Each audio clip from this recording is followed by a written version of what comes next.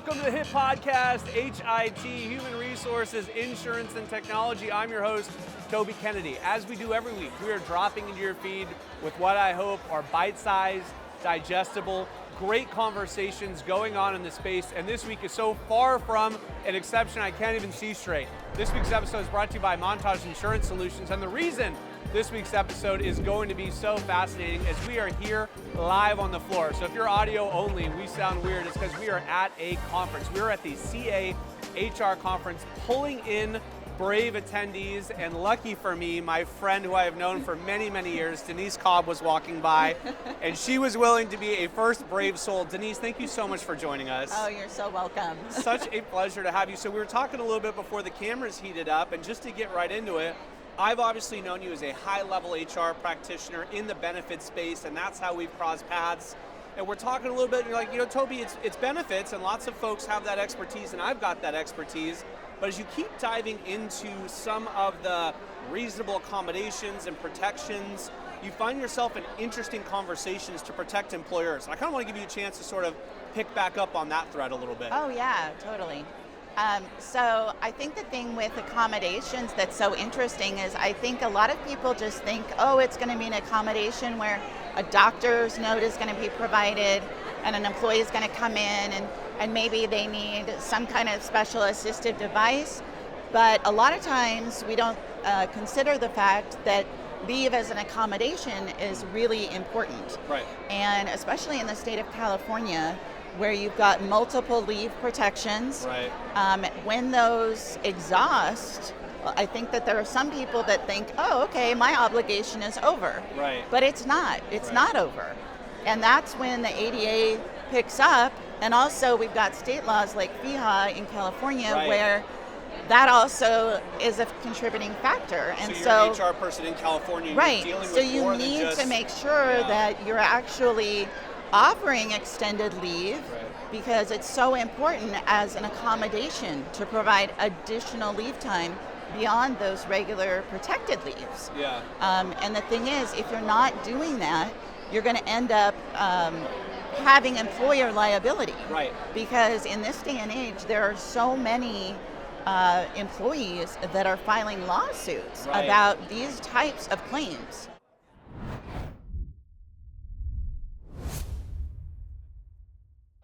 Do you think you've noticed a degree of like stress or anxiety that's ebbing and flowing or higher, or where are we, do you think, on that? Yeah, I think so. I think things are moving very fast. There's a lot of unknowns right now going on in the world. Yeah.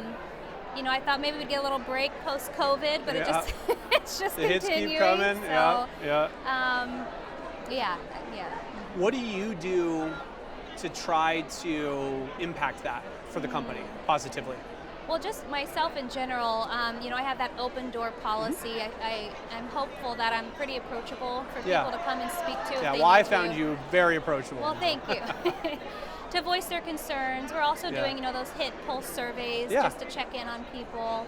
But a lot of face-to-face interaction, doing little events out in the offices. What do you like? I know in general, but what do you mean by we're doing HIT and pulse surveys? What does that look like? Doing really tailored, very quick 3 to 5 question, just checking in. How are things going? Is there anything that you need to bring up? Kind of opening that door of communication for people to speak up, because a lot of times they're not going to come to us with those concerns. How are you, like, what's the vehicle? How are you furnishing that? How are you getting those questions in front of employees? It's very basic. We're using good old Microsoft Forms to get those out there. Yeah. And it works. Yeah. It works really well. It's simple, it works. Mm-hmm. So are you emailing everybody or PRing it? Like, how are you telling them to answer this question? It's an email, and it's an email out saying, hey, this survey's coming, and it's anonymous. That gets sent on the back end. Yeah. Do you think employees believe that it's anonymous? That's been something that we've worked on. Because prior, you know, about a year and a half ago, we would say, what division are you in? Yeah. We took all those questions away. And tenure, it's division, all enough, We're not asking any demographical, no questions that could potentially point to where they're at and who they are. So you feel like you get pretty honest answers for the most part? Yeah, we've gotten a really good response. And what like response rate do you aim for? Do you get, like, what's a good day, what's a bad day? I'd love to have 85 to 90% of my people responding. We typically get around 75%. That's pretty which good. Is pretty good. Yeah. Yeah. And then how often are you doing these? I would say at least once a quarter. Okay. It's probably about once a quarter that we'll Okay. send it out. And you say quick, 3 questions, 5 questions? 3 to 5 questions. Like literally just how are you doing in your job type of thing, or give me some sample Sometimes questions? they're a little more tailored to maybe what's going on in the organization. Like Okay. if we just had a big change, we'll say, do you feel like you have enough information or the resources that you need? Yeah. A lot of the questions I'm hearing you say now are not open-ended questions. Are these a lot of like 1 to 5 or yes or no, or there's how do we? usually 1 or 2 that's a star rate, 1 to 5. The rest are open-ended. Yeah, okay. Give us your feedback. This is the opportunity. So how do you then ingest that feedback if it's not in like number or letter form, it's in sentence or paragraph form? I know, yeah, I take it to my executive team. I sit Yep. on the executive board and we go through it. Yeah, yeah. And we tailor actions based off of that for that quarter, yeah. I think that's probably the next most important thing, right? Is if you're gonna ask questions and do a survey, to do something Follow with up. the data. Yes. Right? Yeah, and I think that's probably why we get the response that we do, because our people have seen that we do actually take action, we bring it up, we talk about it. That's probably a good point, is if you're looking to drive engagement in your surveys, do something with the survey, and then at some point the engagement goes up.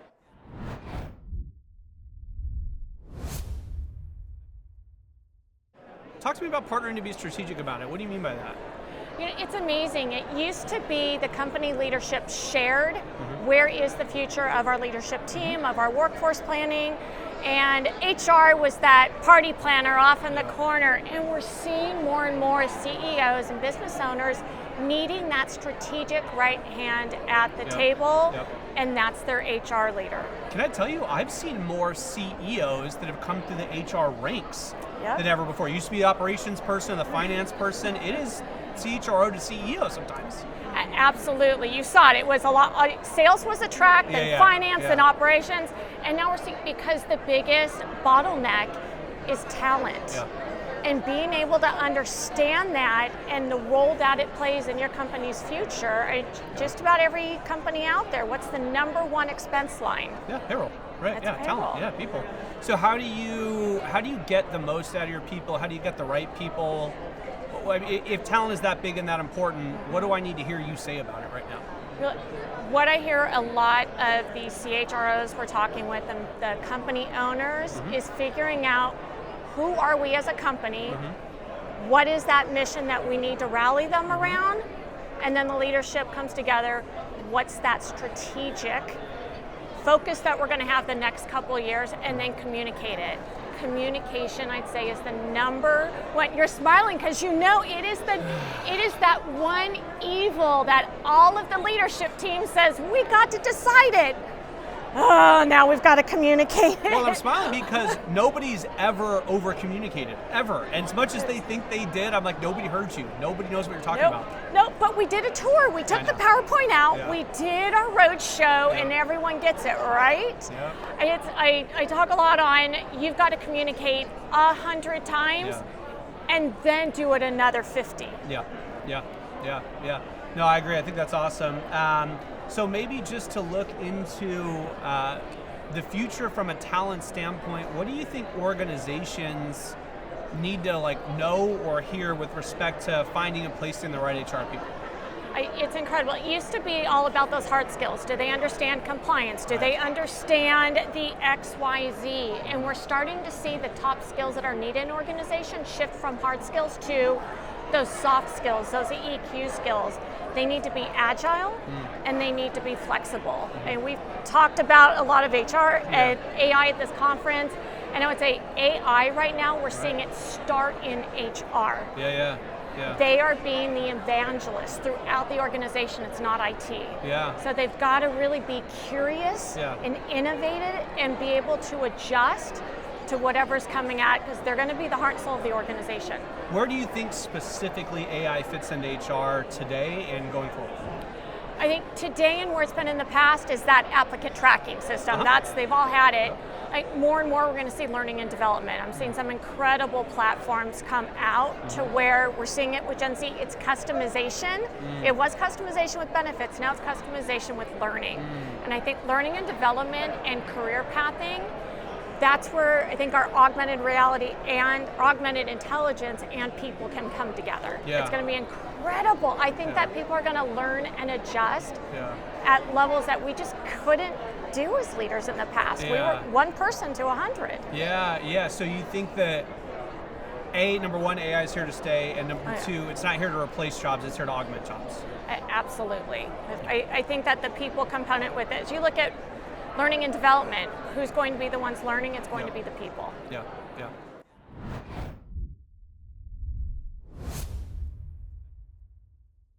You know, because, hey, not every organization is flush with cash, right? Right, sure. Money's money.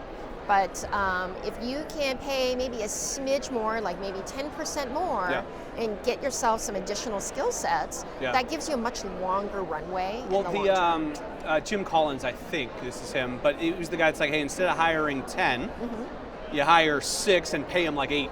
Yes. You know, and so you as a business, you're not spending as much on payroll, but you're overpaying these great employees, and you're going to get better production out of them. Absolutely. And then being a little creative as to where you're hiring from.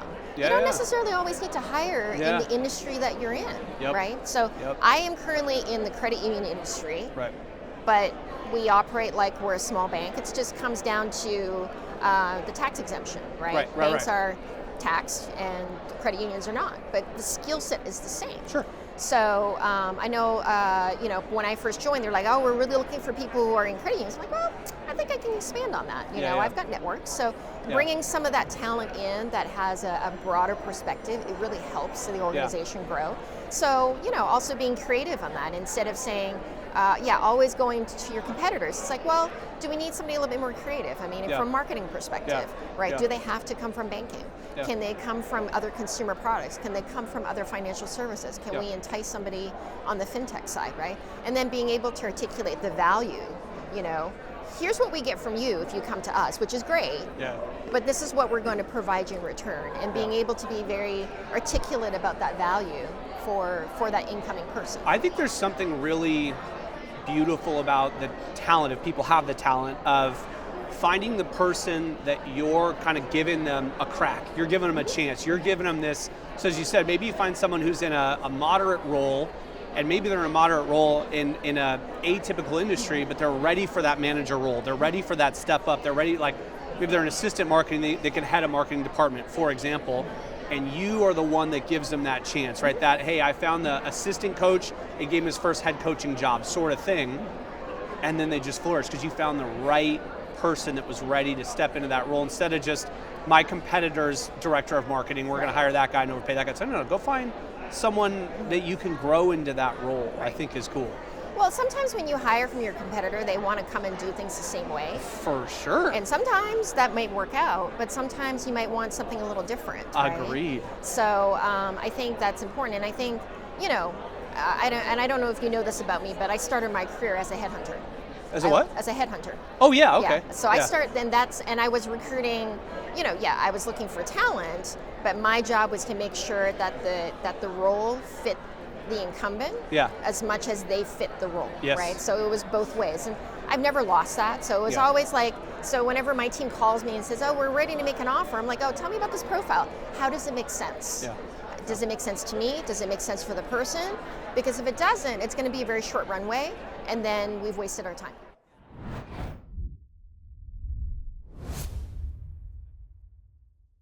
So you come in and it's like, how do you deal with a culture that's already sort of well established on the one hand, because the company is so old and been around so long, but on the other hand, probably part of your job is to help set and touch culture, right? Yeah, no, absolutely. I think part of the excitement of joining a new company is learning their stories, like their culture. What are they well known for, right? Like what are some of the amazing projects that they've worked in Southern California, and kind of just learning some of that. And I think that was part of my intriguing, part of me being learning companies. And I'm like, something is different about this company. 100 years, have an amazing culture, open door policy, communication is very transparent. They have great leaders. And they're interested in having an HR person, and I have that background, so I was like, okay, this is going to be a good fit for me.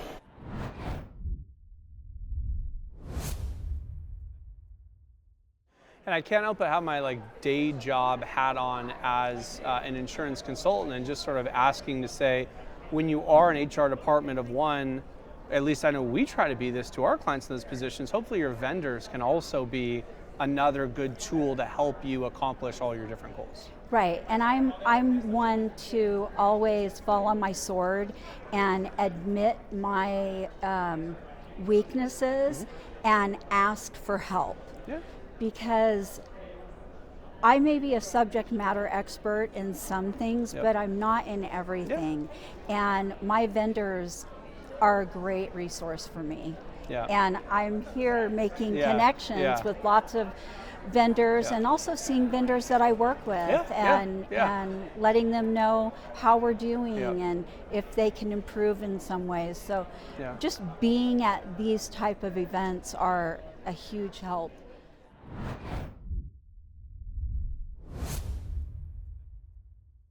Well, let me go down a rabbit hole you mentioned earlier, because you mentioned New York and Texas and California. Yes. Talk to me about being a multi-state HR practitioner.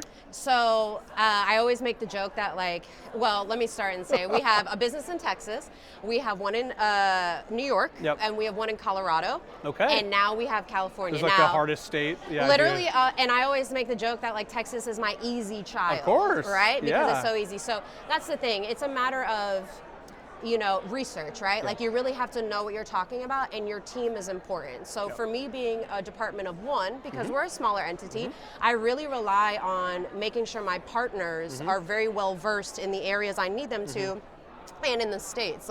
That's what brought me to this, because a lot of these vendors are very specific to California. And I need that, right? There's different wages here, there's different, everything. So every time we go to a new state, I seek out what the trainings are, I seek out certifications, any education I could get, the companies that are based in those places that have, that type of, and so it is a little bit of a challenge, but my bread and butter is coming in and either building something from scratch or seeing something that's wrong, which I used to do in higher ed. They would have a terrible department and I would make it better, streamline the processes, do all the organization stuff, do all the legal stuff, and kind of like that. So talk to me about finding success in that. If you're someone that maybe sees something a little upside down or in need of some ironing, how does one go about that? So I actually treat it just like I do organization projects, right? You look at the whole scope of what's going on, and then in my brain I can kind of see, okay, I categorize it. Okay, I'll just use a house as an example. So you have a bunch of stuff on a shelf, and so this is bathroom stuff, this is living room stuff, this is that, and it's kind of the same when you go into a department. Okay, talent is a little, I need to fix this with benefits, I need to do this, and then I prioritize what is most important. You know what I mean? So I come in and I'm like, how are we out of compliance, and how do I get us back? What's on fire? What's on fire? Let me put it all out, and then let's start building back the foundation. And that's kind of how I operated.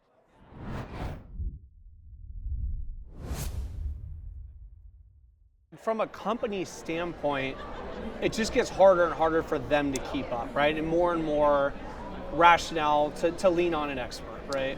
Yeah, I think that talent and recruiting is such a people-focused function and distinction that every organization has to be agile. Every organization needs to be able to reincarnate sometimes on a daily basis to speak to the needs of the business.